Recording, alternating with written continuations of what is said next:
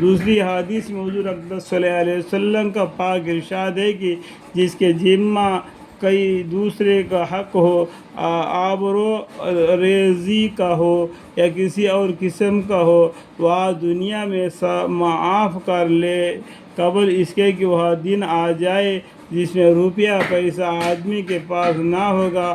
اگر کوئی نیکی عمل اس کے پاس ہے تو اس کا ظلم کا بدلہ ادا کیا جائے گا، اور اگر اس کے پاس نیکی عمل نہیں ہے تو مظلوم کے گناہ اس پر لاد دیے جائیں گے۔ اللہم اغفر۔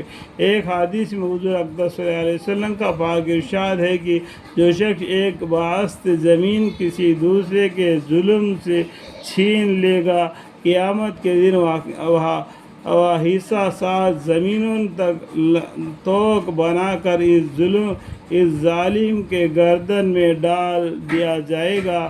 اس کا جتنا بوجھ اور وزن گردن پر پڑے گا وہ ظاہر ہے۔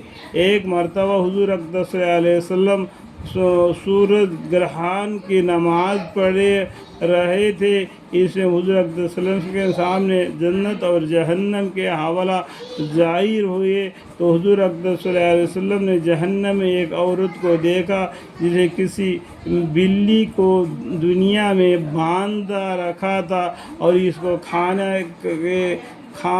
کھانے کے خبر گیری میں کوتاہی کی، جس کی وجہ سے اس کو عذاب ہو رہا تھا کہ نہ اس نے اس کے کھانے کی خبر رکھی اور نہ اس کو آزاد چھوڑا کہ وہ اپنے آپ زمین پر گری پڑی چیزیں سے پیٹ بھر لیتی، یعنی اس بلی کو باندھ کے رکھ دیا، اس کو چھوڑ دے تو زمین پر پھر کر اور اس کا روزی روٹی کو وہ کھا لیتی۔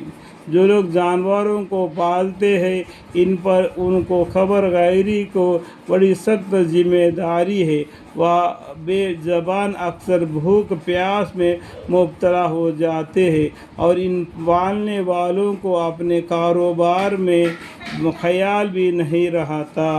ایک حدیث میں حضور اقدس صلی اللہ علیہ وسلم کا پاک ارشاد ہے کہ قیامت میں بدترین شخص وہ ہے جو دوسروں کی نیکیاں کی خاطر اپنی آخرت کو نقصان پہنچائے۔